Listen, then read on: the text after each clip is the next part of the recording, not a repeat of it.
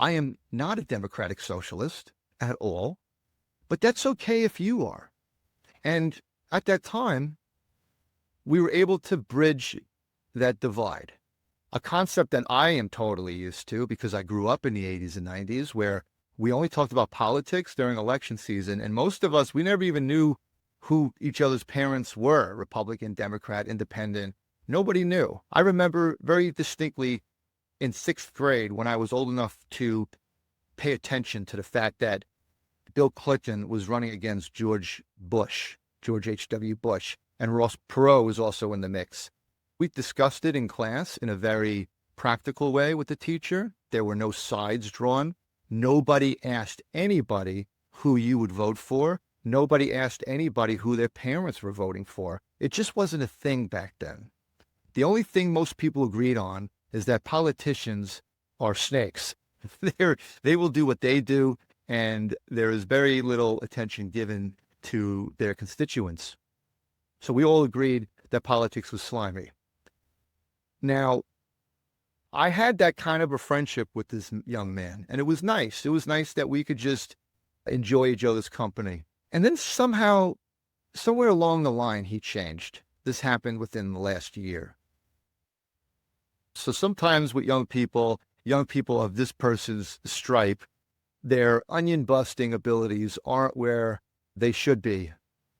Men like to bust each other's onions, break each other's balls. And so, I feel like I've helped this person over the last couple of years develop those ball-breaking social skills. But then I started getting texts the last year. There was like an undertone. He would send me an article of Trump or of I'm a moderate. I'll put it out there. I'm a moderate. Something that was rather moderate happening in the news. And he would categorize anybody who could like this as you're just stupid. And the rhetoric, racist and misogynist and stupid and all that. I kind of bounced around it. He does have some social awkwardness, but it just kept coming and coming. And then at some point I would just be like, yeah, well, this, and this. And then everything he came back with, you know how it goes.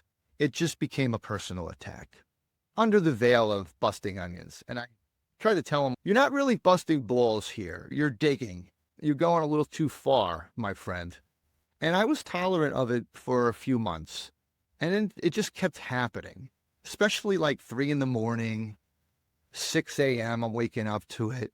I'm a father. I'm a husband. I got things going on that are much more important than people's political beliefs or what's in the news cycle. I'm responsible for human beings, for a family.